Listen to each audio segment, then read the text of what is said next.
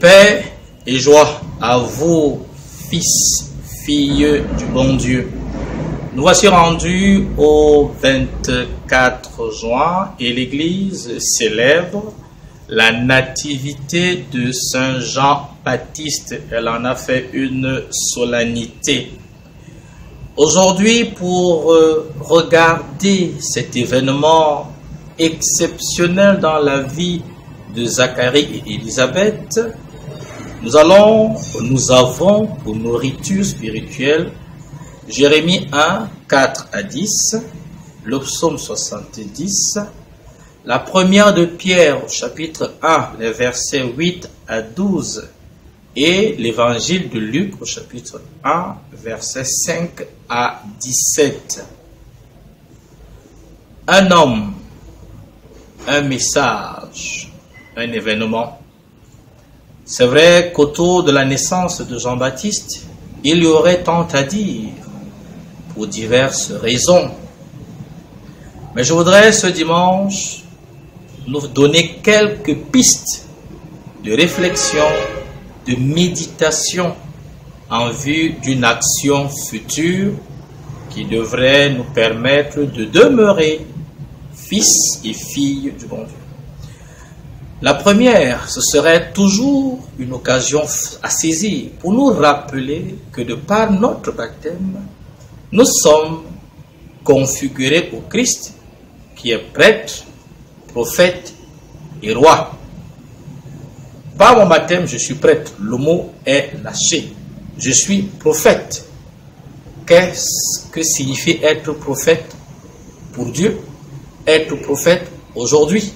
Comment est-ce que chacun de nous vit la dimension prophétique de sa vie chrétienne? Voilà tout un débat que j'ouvre.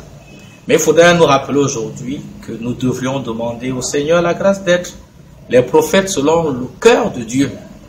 On ne le dira jamais assez. Si Jean-Baptiste est rentré et resté dans la mémoire de l'Église et des hommes, c'est parce qu'il a été un prophète virulent, un prophète percutant, un prophète humble qui a laissé la parole de Dieu exploser dans toute sa puissance.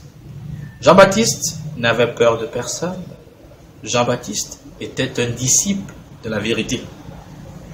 Oui, comme prophète aujourd'hui, nous avons à nous rappeler, nous aussi, que les prophètes d'hier, dont la mémoire nous est faite, tant dans les Saintes Écritures qu'ailleurs, étaient ces hommes, ces femmes, soumis totalement à l'autorité de la parole. Oui, prophète, auditeur, avant que exécuteur de la parole de Dieu.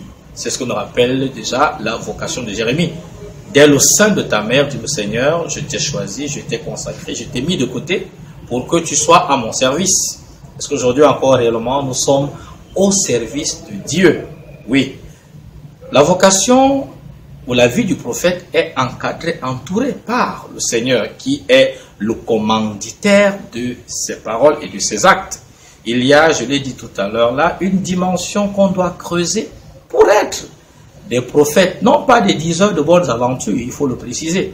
Le prophète n'est pas celui qui dit de bonnes aventures. Le prophète n'est pas celui qui prédit l'avenir. Faux. Le prophète est celui qui dit ce que Dieu lui demande de dire. C'est pour ça que vous verrez, depuis les premiers gémissements prophétiques dans la Bible jusqu'à Jean-Baptiste et même le Christ, c'est d'abord par le Seigneur ton serviteur écoute. Donc voilà la première pause de ce jour. Eh bien, qu'en célébrant la nativité de ce Jean-Baptiste, nous nous rappelions qu'on a promis être prophète de Jésus selon son cœur. Eh bien, que la parole de Dieu ne nous soit pas étrangère, que nous aimions la manger, que nous aimions la lire, que nous aimions la méditer. Et ce n'est qu'à ce prix qu'elle portera beaucoup de fruits en nous. Rappelons-nous la parabole du semeur. Jésus a dit qu'une terre fertile, fertilisée par la parole de Dieu, produit, n'est-ce pas, du fruit pour 30, pour 60 et même, pourquoi pas, pour 100. Oui, soyons donc des prophètes et même des prophétesses. N'ayons pas peur de le dire, selon le cœur de Dieu. Prophétesses, prophètes de nos familles, prophètes dans notre République. Oui, le prophète est un homme, est une femme qui est totalement soumis, c'est important de le redire, à la volonté divine. Quel est donc le message pour les hommes et les femmes d'aujourd'hui? En parcourant les Saintes Écritures, n'est-ce pas, que l'Église met à notre disposition, pour la famille, on va se rappeler que Jean-Baptiste nous dit que la famille est le sanctuaire de la vie et doit le demeurer. Donc être prophète aujourd'hui, c'est se poser en défenseur des valeurs familiales. Père, mère, enfants, grands-parents, chacun est interpellé ici afin que la vie soit protégée, qu'elle soit défendue et qu'elle soit partagée, chacun selon son rôle. Est-ce le cas dans ta famille? Est-ce le cas dans ma famille? Est-ce le cas dans nos familles?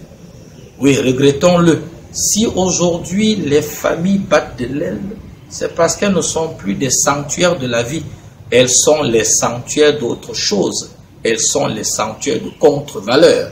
Et c'est pour ça que nous avons besoin de réentendre la force, la virulence, la puissance de Jean-Baptiste.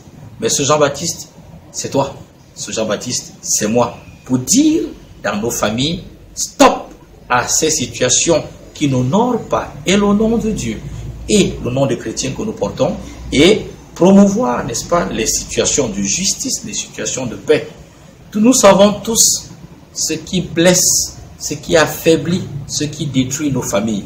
Et nous serons les Jean-Baptiste de nos familles si nous nous mettons à vouloir les restaurer, car le Seigneur est de notre côté. Jérémie, Dieu dit à Jérémie, depuis le sein de ta mère, je t'ai mis de côté, n'est-ce pas, tu seras pour moi une flèche dans mon carquois. Donc il n'y a pas besoin d'avoir peur, car rien ne va nous arriver. D'autant plus que la vocation prophétique nous invite aussi au martyre.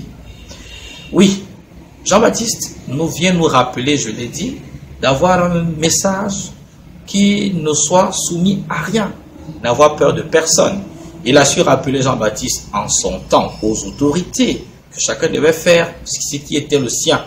On dirait aujourd'hui promoteur du savoir-vivre, on dirait aujourd'hui promoteur du bien commun, des biens, n'est-ce pas, sociaux. Est-ce qu'encore aujourd'hui nous avons la grâce, chacun à son niveau bien sûr, de respecter ce qui permet à la République de vivre? Jean-Baptiste vient dénoncer tous ceux et celles, aujourd'hui, demain, ou même présentement, qui torpillent la République.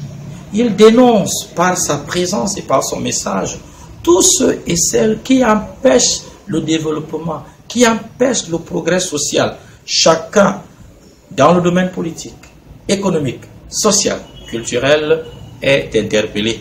Si la voix de Jean-Baptiste n'est plus celle d'aujourd'hui, eh bien, c'est que, comme Jésus a dit, nous sommes devenus le sel qui a perdu sa saveur. Jean-Baptiste nous invite dans notre vie personnelle à être des témoins. Son histoire nous rappelle qu'il était un homme sobre. Mangeait pas beaucoup, mangeait l'essentiel. Donc la gourmandise est ici interpellée. Et nous sommes dans un monde où la gourmandise est de plus en plus promue. Eh bien qu'on fasse attention à ne pas devenir des gourmands, mais des gourmets de la parole de Dieu.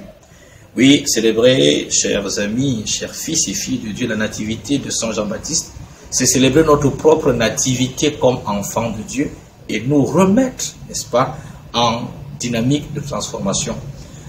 Au soir de ce moment d'échange, je sais que l'Esprit nous dira encore bien des choses, mais le message de Jean-Baptiste, aujourd'hui, demeure celui que Jésus a décliné il y a bien longtemps, consigné en Matthieu 5, versets 13 à 14, je cite, « Soyez le sel de la terre et la lumière du monde. » Et il nous a mis en garde, si le sel perd de sa saveur, avec quoi va-t-on la lui redonner? Il n'y a plus rien. Aussi, être sel de la terre et lumière du monde, c'est poser des œuvres de lumière, des œuvres de miséricorde, des œuvres de générosité, pour que notre Père soit glorifié. Voilà la mission des prophètes hier, voilà la mission des prophètes aujourd'hui, voilà la mission qui est la tienne, qui est la nôtre. Sauvons nos familles de la décrépitude, sauvons nos pays, notre pays, en étant des prophètes de la vérité, des prophètes de la joie, des prophètes de la prospérité. autour et avec la parole de Dieu au cœur de celle-ci. Chers amis, chers fils et chères filles de Dieu, je vous souhaite une excellente semaine en espérant que l'Esprit nous donnera de réveiller notre charisme prophétique qui peut-être s'endort soit par négligence, soit par ignorance. Bonne semaine et que Dieu nous bénisse.